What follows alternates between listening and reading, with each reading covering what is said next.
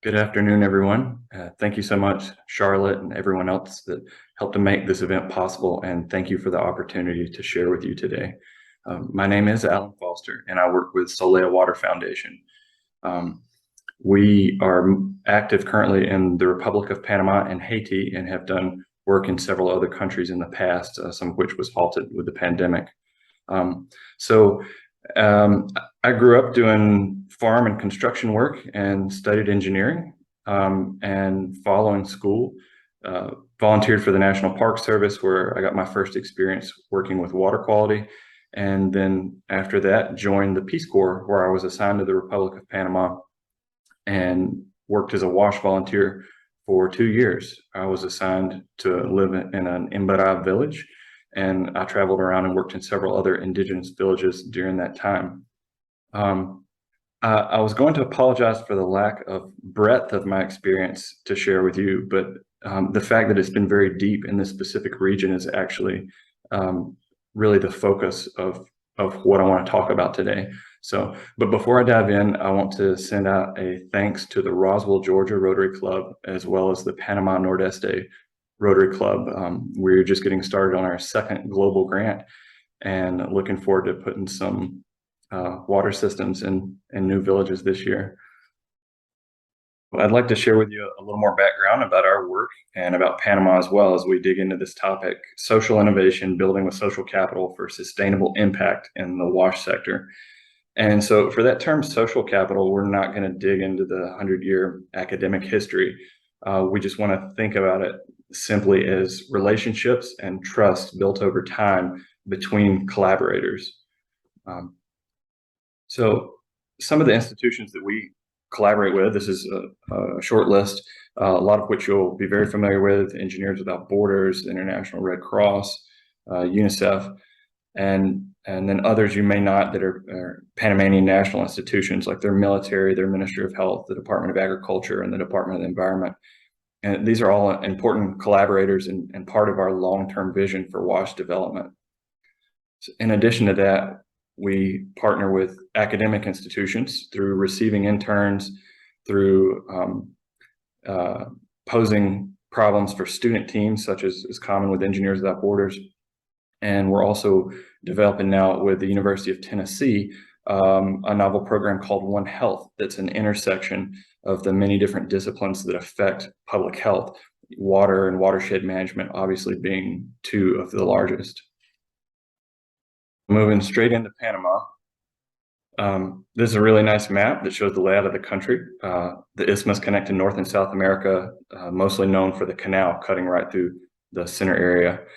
The lesser known regions, the bordering region towards Colombia that's commonly referred to as the Darien Gap, has been our focus. It's kind of a backwater where a line was drawn between or down the middle of ethnic groups, the Imbara and Wonad tribes, as well as the Guna tribes. So I think this picture is very interesting. It's a map representative of where there's electricity, which there's obvious analogies in rural electrification with WASH development. And you can clearly see so many places lit up, including Panama City. And then just to the east and south is this very dark region, which is the Darien Gap. Panama, I think, is an interesting case study. It's a very wealthy place of Latin America in general. Prior to the pandemic, the per capita income was above $30,000, but yet it has one of the largest wealth disparities in the world, and great portions of the population that are still highly impoverished. And what I learned when I began working in Panama is that the WASH poverty is not due to a lack of investment. There's fairly recent reports, 2018, from the World Health Organization, as well as the World Bank, that look at all the different factors surrounding wash development. And they list Panama as having excellent policy, but dysfunctional practice. So what I've discovered in practical terms that means is they've invested millions, for instance, in each administration of the government. Over 5 administrations, it could be over $1 million in a single small village, but yet at the end of the day, the systems just don't work. I'd like to continue by reading excerpts from a short white paper I was recommended recently that I found very fascinating. And I've changed a couple words to conceal the authorship, but I'll reveal that as soon as we're done.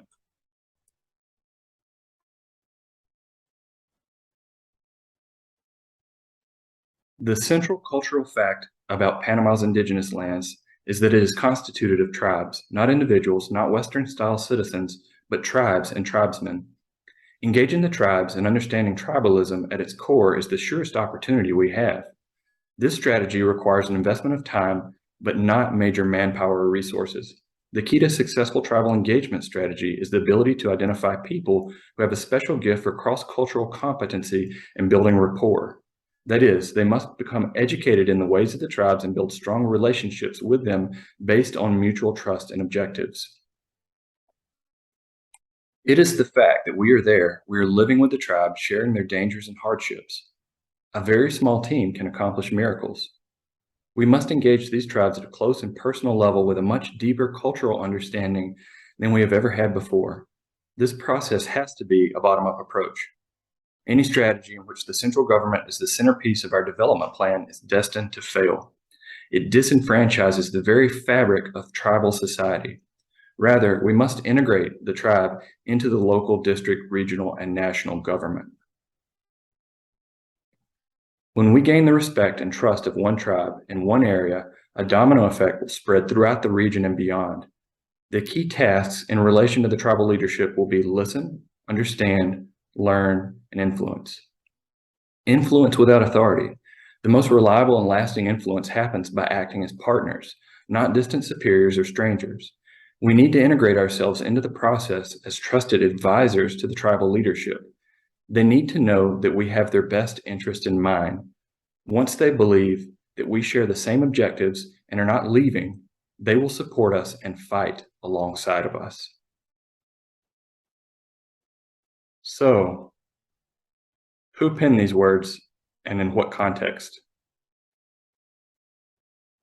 Major Jim Gant of the U.S. Army Special Forces wrote this white paper that went viral at the Pentagon before becoming majorly influential in how the war in Afghanistan was conducted. So I don't know Major Gant personally, but the book was recommended to me by my older brother, who had Major Gant as a Special Forces instructor, and who said that Mr. Gant was not only the greatest soldier that he'd ever met, but also the greatest teacher. But the book was fascinating to me for a number of reasons.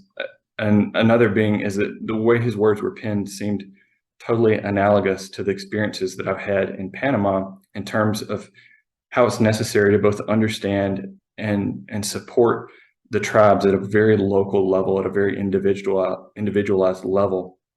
And how he described Afghan tribal life sounded just like Panama. And it was also a surprise that his right-hand man on his Special Forces team was a returned Peace Corps volunteer by the name of Dan McCone. So I thought, I need to learn from this. Major Gant and his team went on to do medical interventions, to even dig wells and other community development projects. And when I step back and think about the many parallels between Afghan tribal society and Panamanian tribal society, it struck me how all the stakeholders fill predictable roles, whether it's the government, NGOs, even military, and how they interrelate with one another. And I think the main takeaway in making these comparisons for me, and that I also understood from Major Gant, is that there's absolutely no substitute for spending time with people.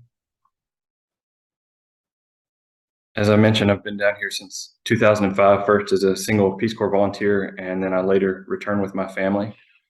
That's my daughter when she was younger, and you can see my wife in the background. We now have a son as well that was born here in Panama.